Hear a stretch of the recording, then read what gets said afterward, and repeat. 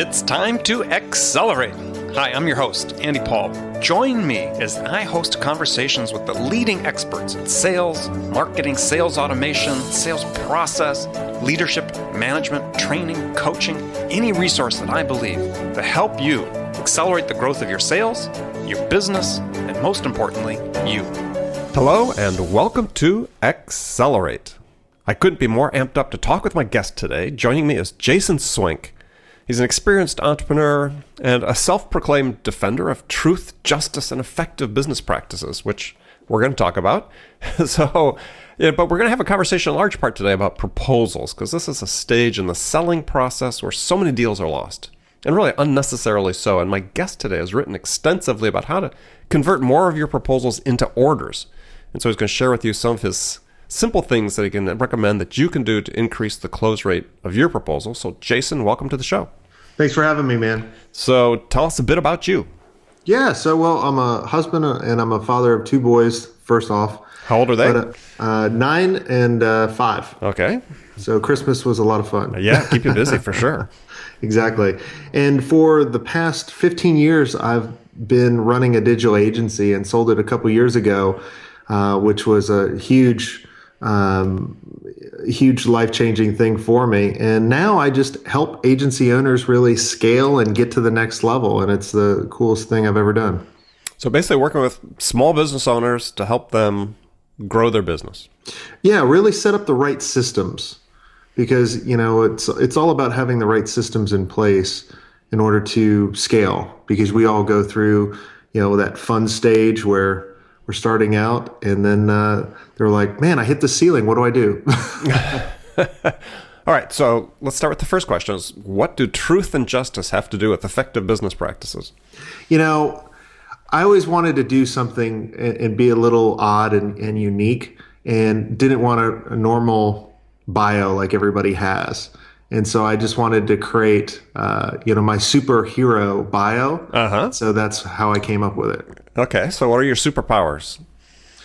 Really setting up the right systems in order to be able to catapult your business really to the next level and really see things that most business owners can't. So I guess my X-ray vision, right? Your X-ray vision. So what are they blinded by? Or what are they blinded to? Let's answer both questions. Yeah, so they're in their business, right? They're working in their business rather than on it.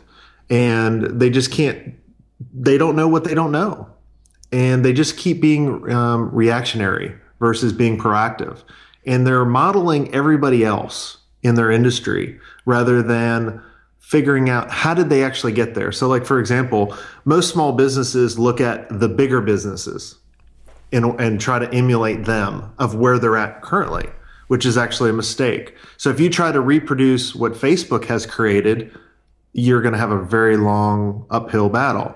But if you look at where they started and started modeling that, which they started in an Ivy League school or Harvard, Ivy League schools, universities, colleges, high schools, that stuff, then you would have, a better track record. And so that's really where, businesses are struggling. They try to model the big guys versus create their own unique path. And so, and really it's not necessarily even, I guess, that they're modeling after the big guys. They're modeling after someone who's not themselves. Exactly. They're not being unique. Okay. But they need resources. They need help. I mean, what you're saying, it seems like what you're saying is that rather than asking for help, what they're doing is saying, well, these guys are doing something that's sort of interesting. Let's try to do something like them, without really understanding what the impact will be for them. Exactly. So what is the solution for them? I mean, it's obviously hiring a consultant is one, but what are the other resources? How do you get them to start opening their eyes to what they really need to focus on? So it really comes down to 12 systems, but the first 2 systems are really the foundation for everything. And most people, as they start a business, they don't have that clarity because they knew how to do something really well, and then someone offered to pay them. So they're like, holy cow, I can start a business from this. And they start a business. And then they never know where they're going to take it. They don't know what that looks like. They don't know those outcomes that they want. So they don't know that Mount Everest of what they want to create. And so now that they don't know what to create, they don't have strategies in order to get there.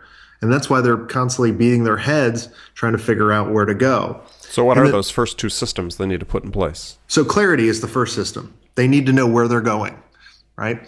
So, the second, well, and I'm just going to drill down. You said it's a system. So what is the system behind it? I mean, what is that clarity of thought? I mean, is there a process behind it? well, yeah. So you need to know where you're going. You need to have that vision. You need to have those core values defined. You need to know, how many deals do I need to get in order to hit where I'm going? Am I going to sell my business? Am I going to create a lifestyle business? Am I going to hand this business off to the employees? What do I want to do? You have to have that clarity. When I refer to systems, I'm not talking about technology. I'm talking about systematically creating workflows and processes and figuring out what needs to happen, right? So and, if you don't, and even goals, as you talked about, and clarity, Exactly. being very clear about what it is not only what you want to achieve, but I think most importantly, you talked about what you want to be. Correct. Yeah. And if you don't have those long-term outcomes of what you want to do, how can you set your 90-day goals, which is so important? I know this is probably going live in Q2, but as we're recording this is the new year. Mm-hmm. Everybody sets the yearly goals, which is kind of crap, right? Because exactly. I agree. I think you do 90-day goals at max. Yeah. And so and the reason why you do 90-day goals is to know what to say no to. That's one of the most important things that you need to do. And so if you don't have that clarity, you're constantly going around. It's kind of like using Google Maps, right? It's an amazing tool. It can get you anywhere in the world. But if you don't have a destination, it's useless. And it's the same thing with clarity with running your business. Okay, perfect. Love it. So what's the next one? The next one is specialization. And this is one that so many people struggle with. Like I talk to people all day long and I go, who's your target market? Who do you help? They go, small businesses. I go, all right, let me ask you again, who do you help? Because small business is not a target market. And then they'll say, well, B2B companies. Like, again, B2B, it's better, you're getting better, but you have to drill down because you cannot understand someone's biggest challenges or their desires if you go so broad. And you're going to scare away more people than if you specialize. Like, that's how we built Solar Velocity to, a multi-million-dollar corporation that got bought because we specialized. And you can specialize in two different ways. You can do it on a vertical, which most people do, like per an industry, or you could do it horizontal, which is by maybe a particular technology that you know better than most. And then the best scenario is to do both. And if you do that, and I'm not saying you turn down work outside of your specialty, I'm just saying you market to that specialty. Like I work with all kinds of business all over the world in all different kinds of industries. But if you go to my website, jasonswenk.com, you'll only see me marketing to digital agency owners. Mm-hmm. Mm-hmm. And that's how you become the authority in your market. Right. Right. So what's the third system? Third system is really figuring out how to attack the market, right? And really figure out, who am I going to go after? How am I going to reach them? How do I get my foot in the door, right? Who do I partner with? How do I run a sales meeting, which you can help them out with, I think, right? Yeah, sure. And really to have that outgoing or outbound sales system, right? Because so many people, especially these days, they get lazy and they think, well, I'll just write a bunch of blogs and people will come to me. Mm-hmm, and that's good. Mm-hmm. And that's one system. That's the next system, attract. But you also have to have, I always looked at sales as kind of three different systems for running itself. Strategic partnerships, outbound, and inbound. And you have to have all three because sometimes one of them is going to go down a little bit and then the other two will pick each other up. Right. So let's talk a little bit about down the sales system side, because I really wanted to get into this topic about proposals, because this is a critical point in the selling process where you see so many companies really undo some of the good work that they may have done before leading up to it and shoot themselves in the foot. And it really doesn't, as I said, it's unnecessarily complex in many cases. So let's talk about this. So in your experience, sir, what are the maybe two or three most common mistakes that you see sellers or companies make with proposals? Yeah, two of them. So the first one is they rely on the proposal to sell the deal. You should already have sold the deal before they even get the proposal. Right. right? So they think the proposal is going to win them the deal. The second one is don't send the damn proposal. You know, the number one way that a client's going to go dark on you or go silent is when you send them the proposal. Now, you need to review this with them before you send it to them. That's what I'm meaning, okay? Mm-hmm. You know, how many times do you like send a proposal and then you call and say, hey, I haven't heard from you in a while, and it's crickets, right? It's because you haven't qualified them right. And so if they stop sending the proposal, like for example, people would say, hey, Jason, you know, we want you to design a website. Can you get us a proposal? I said, well, I'd love to do a proposal. Let me ask you a couple more questions to figure out if we're right for each other. And then if we are right for each other, I'll say, when will Wednesday at 1 p.m. work for you to review the proposal? And if they say, no, just send it over. I said, well, this is our process. And if that doesn't work for you, we may not be the best fit, because they're just fishing and they're wasting my time. Yeah, it seems like a couple steps are missing in that whole process, as you said, in terms of where's the discovery, right? How do I understand what you really need, yep, and put that into a proposal if we're not going to talk about it beforehand? Yeah, but I've really kind of broken out kind of the proposal process into kind of 8 steps, and you know, in writing the proposal, and I was able to do proposals in really under 15 minutes. And just to give you kind of some context behind the proposals, we wrote proposals for LegalZoom, Hitachi, AT&T. These were proposals from 50,000 to 250,000. Mm-hmm. Okay. So a lot of people think the more time I put in or the longer the proposal, the more I can get, which is kind of crazy. So what we did is we developed kind of a proposal template, or like a master template, that we could go in very quickly and modify. And we really broke it out into the first step that a lot of people miss. And I literally did a survey. 9 out of 100 businesses left this part off. And this was really one of the most important parts, because after you present the proposal, your proposal gets handed around. And they left off a cover letter. They left off a cover letter where it really kind of explains their problem and what you're proposing. So you talk about a cover letter being different than an executive summary, though. So what do you see as the Correct. differences between the two?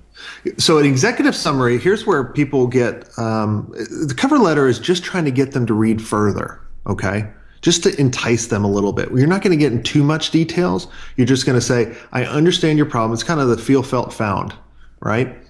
And you want them to read further. It's kind of like your homepage, well, right? Go through your feel, felt, found thing so people that haven't heard that before. Okay. So whenever you're trying to connect with someone, you got to kind of say, look, we've solved this problem before. We understand this. So I'm feeling what you're going through right now. And here's what I found works for other clients, or what worked for me, right? And so you just keep going, you just connect with them a little bit. And then where it separates from the cover letter to the executive summary, and this is where a lot of people in the executive summary get it wrong, is they summarize what's in the proposal. And you shouldn't do that. You should summarize what they need and what their problems are in intimate detail. And this is where I spent most of the 15 minutes. All the other parts were like cut and paste and delete and that kind of stuff. So all that time was spent in the executive summary and copying and pasting from my notes that we took in the meetings, right? And so you kind of reinstate, and I kind of used the neuro-linguistic programming, NLP, into the executive summary, where I would start off with stating 2 facts that I know they know is true, right? It's kind of like almost that get them to say yes a couple times, mm-hmm, mm-hmm. And then they'll just keep saying yes. And then they'll keep believing you. So I always started off with 2 obvious facts that I knew the client was true. And then I would reinstate what they want most. And I would describe why it would be a benefit to them. And then define what they're going to get, how it's going to work, right? And then, then kind of end it with like, hey, I've researched this and we have a lot of experience with this. We'd love to work with you. And then I would start going into the proposal, right? And as I'm going through the proposal, this is very important. Especially if your business has a couple different categories, or like for our agency, we had marketing, we had development, we had design, right? So we had three major categories. So we would break that up into the proposal, into each section, rather than try to put it all together. And we would explain in detail what they're going to get, like the methodology, the process, the deliverables. We would list out what's not included in there as well. So it would protect you, as well as act as an upsell opportunity. As you're reviewing this with them, they'll be like, well, I want a mobile responsive website. Oh, you do? Oh, cool. Let's adjust this. All right. And it's real important not to put pricing in these particular sections, because it's going to stop people dead in their tracks. And then they're going to start comparing you to everybody else's pricing that they've already gone through. Right? There's a time to put the pricing in. I'll tell you where, but you don't list pricing when you start listing out your services. Okay. Well, good. We'll hold that thought. We're going to take a short break. When we come back, we're going to talk more about how you structure your proposal to increase the conversion rate with my guest, Jason Swenk. Hi, this is Andy. Connect and Sell is used by sales reps at nearly 1,000 companies, including hundreds of technology startups and several Fortune 500 companies, to overcome the challenges of getting prospects on the phone. Companies using Connect and Sell grow their revenues faster by enabling their sales reps to have more sales conversations in 90 minutes than they could otherwise achieve in an entire week. Connect and Sell can be deployed directly to your sales reps, or you can take advantage of their outbound on-demand service, which delivers qualified prospect meetings scheduled directly on your sales reps' calendars. Visit connectandsell.com to learn more about how Connect and Sell can start filling your pipeline today. Welcome back to the show. Today, talking with my guest, Jason Swenk. We're talking about how to write great proposals that are going to convert more frequently to orders, which is what everybody needs. And so you were just talking about, where do you include pricing in a proposal? Yeah. So after you list out the services and deliverables and timelines and all that good stuff, then you create a project summary page or a summary page where you list out everything. And you want to be careful you don't give people options, especially if you're on the business consulting side. You never want to give people options. They're coming to you as an advisor, and it's easier for someone to make one decision than two. So why give them option 1 and 2 and 3? Start with what they need and tell them, based on, your problems that you're having and where you want to go, this is what we recommend. And then you just list it out. And then as they're going through the project summary page, they're like, okay, all right, web design is this, and SEO is this, and this kind of marketing service is X, great. And this is the monthly cost, perfect. All right. And so you agree on that. And then the other part, so now you can start getting into about yourself, about your company, right? So many people put that in the very beginning of the proposal, which is actually wrong. People don't care about you. They don't care at all. Plus, they already know that crap. I mean, they've been to your website, they've visited, and you probably bored them to tears in the first meeting with your corporate capabilities presentation. So, exactly. Don't compound the problem at this point.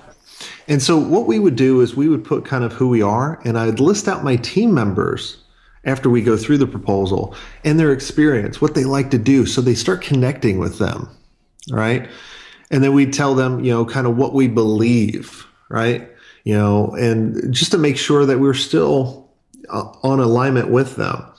And then after we go through that, and, we would hardly ever list out any awards, because awards are just, great. You sponsored an event and won an award. That's really how I always looked at awards. Mm-hmm, mm-hmm. Not that you're a skeptic or anything, but yeah. Exactly. And then the next part, or the next step, is really having the contract in the proposal. So many people leave this off. Now, if you're working with huge, multi-million dollar deals, or, hundreds of thousands of dollars deal with these big clients, they're going to have you sign a master service agreement. That's fine. You don't have to have that contract.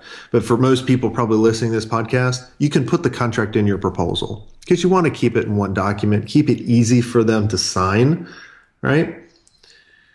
And that's really what you do. And then at the very end, you just say, look, we've gone through this proposal. You've agreed to, you needed everything. Are we ready to start working together? Do you want our help?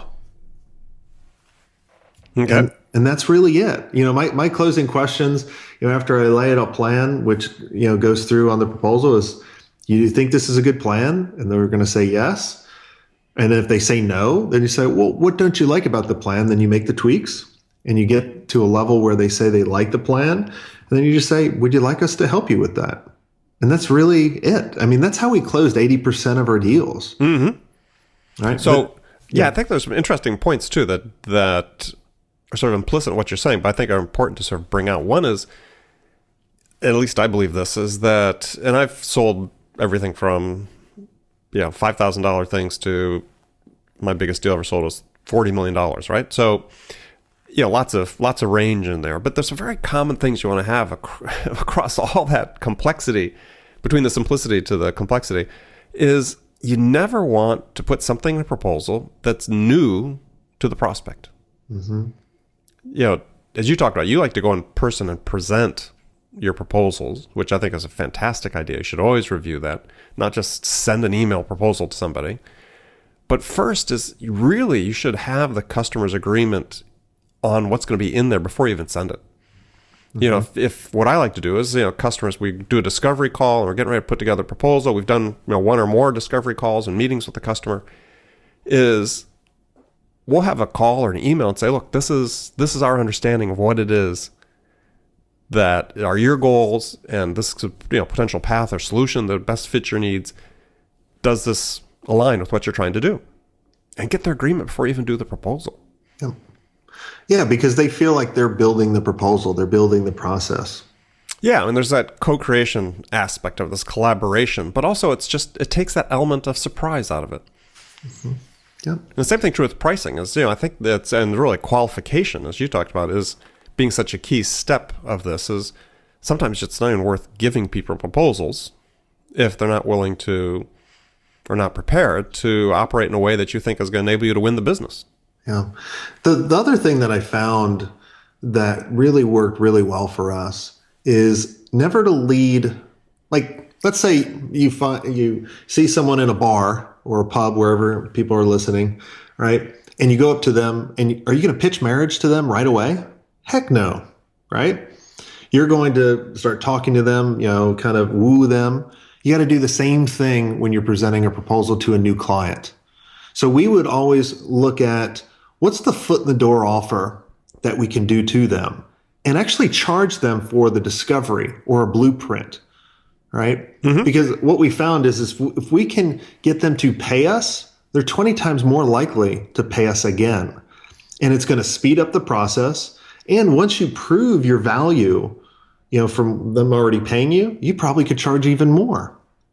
Or just even if you don't charge more, you increase the odds of getting their future business, right? Mm-hmm. Well, I agree. You always want to charge more, right? Oh, I know. But I mean, I said for people that, aren't thinking about even that perspective, just winning their ultimate business, mm-hmm. It's a great strategy. And in my first book, Zero Time Selling, I talk about that specifically. I have a whole section about strategy called Start Small. Don't be afraid to start a customer engagement with the smallest possible project. Because as you said, it get two things. One is gives them accustomed to paying you for services, but you also prove your worth and your value to them. Mm-hmm.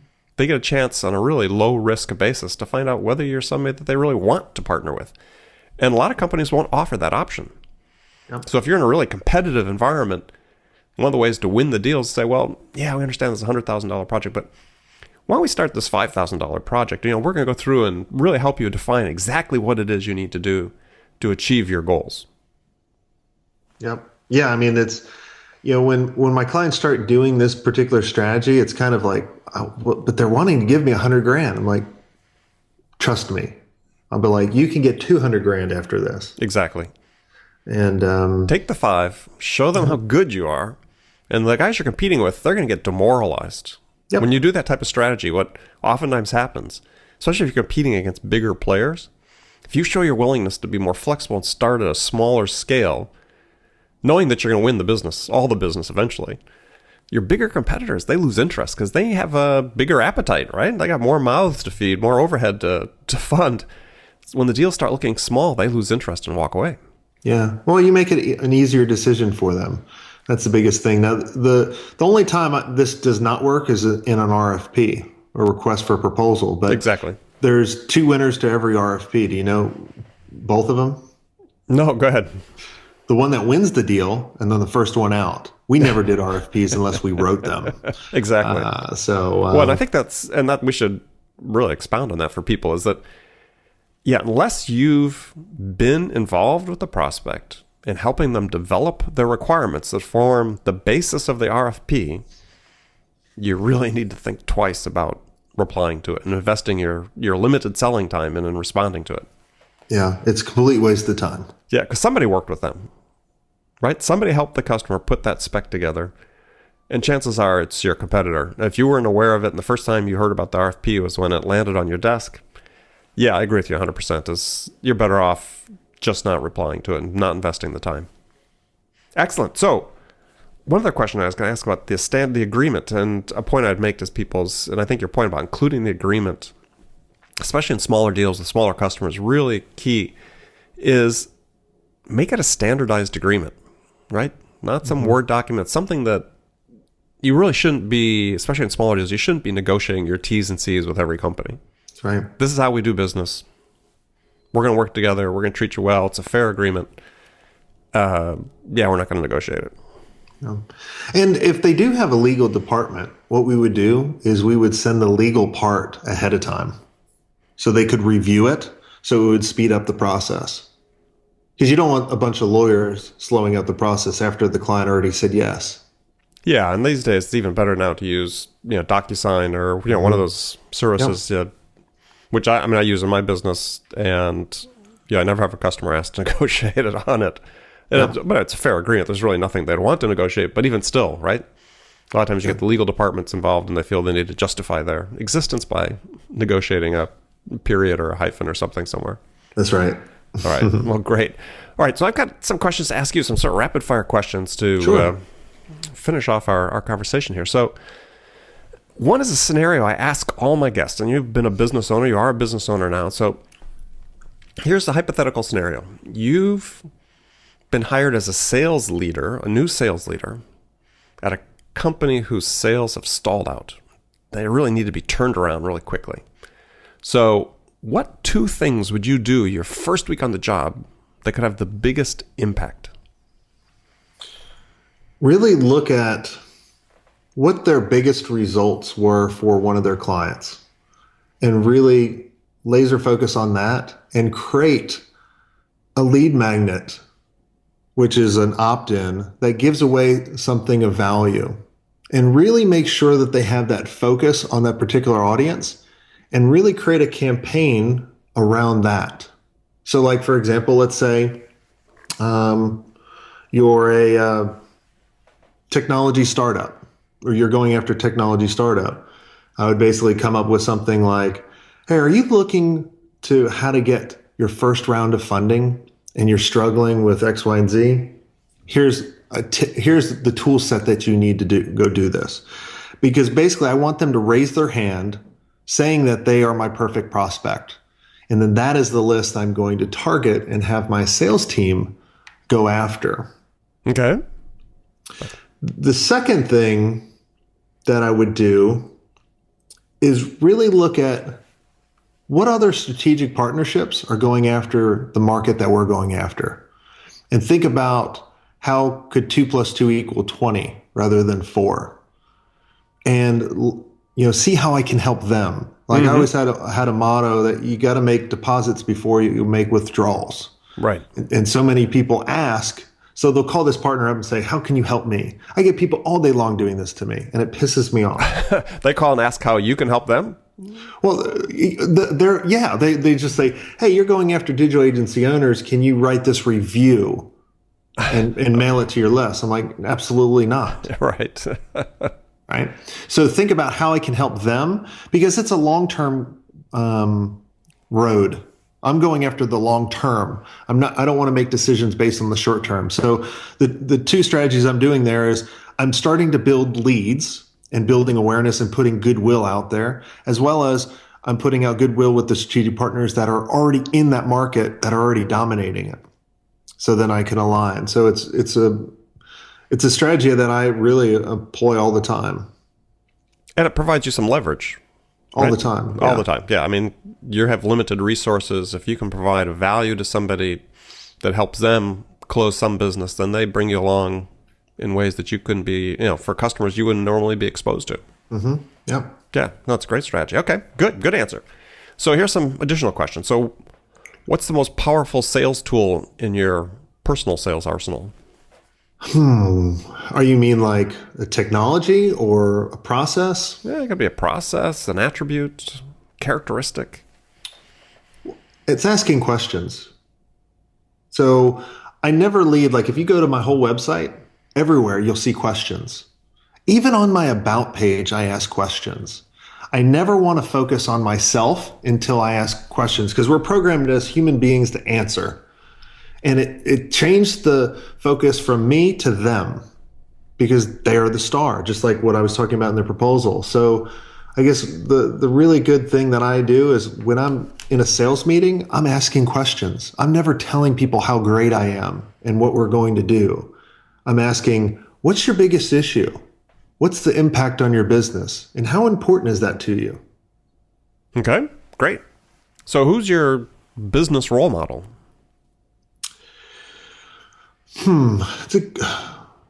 Well, business role model, not normal person role model, would be Steve Jobs. I think a lot of people would do that just because he always thought different. He was an innovator. He was a leader. He was a horrible human being to people, but he was really good in business. And so I look up to him that. On a personal level, it would be probably Tony Robbins. Mm-hmm. Right. So besides, what's the one book that you'd recommend that every one of your clients read? I'm not the biggest book reader, but the one book I really like that it can really apply to anything. I'm a big tennis player. I grew up playing tennis. I played in college. I read this book called Winning Ugly by Brad Gilbert. And it talked about the most important point was the setup point, right? It's not the point to win the game, right? That, everybody like works really hard on that. It's the point before to get you there. And it talks about that. So I would recommend that book. So go further. Tell you, what's the implication for business people with that? Yeah, well, so everybody thinks like I need to get to this outcome and they're just working on that outcome, but they're not thinking about what are the possible milestones or setup points in order to get to the possible outcome. They just want to go from, ground level to Mount Everest, 30,000 feet up or however high it is, right? But you don't think about all the different base camps along the way that you need to stop and rest and accumate, all right? And so that's really what the book starts talking about of like, all right, when you get to this point, this stage, this is your strategy. When you get to this next level, this next milestone, you need a different strategy. And that's how businesses really need to operate. Because you're always reinventing your strategy. The strategy that's working for you today at this level is not going to work for you when you're at the next level. Yeah, and I think irrespective of what the strategy is, I think the point also that you're getting at is that it's really about, which I think is so important for people to understand, is you really can't manage outcomes. You can manage your process that produces outcomes. That's right. Manage your systems, as you talked about. You've got your 12 systems. Manage the systems and the processes.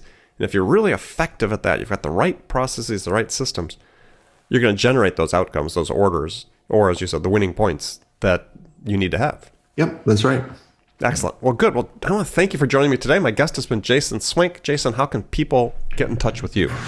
The best part is just to go to jasonswenk.com, and Swenk is spelled Swenk. So just jasonswenk.com, and I give away about 75% of my knowledge for free, and I just charge for 25. Wow, sounds like a great deal. So remember, friends, make it a part of your day, every day, to deliberately learn something new to help you accelerate your success. And subscribing to this podcast is an easy way to do that, because then you'll make sure you don't miss any of our conversations with top business experts like our guest today, Jason Swenk, who share their expertise about how to accelerate the growth of your business. So thanks for joining us. And until next time, this is Andy Paul. Good selling, everyone. Thanks for listening to the show. If you like what you heard and want to make sure you don't miss any upcoming episodes, please subscribe to this podcast on iTunes or Stitcher.com. For more information about today's guest, visit my website at andypaul.com.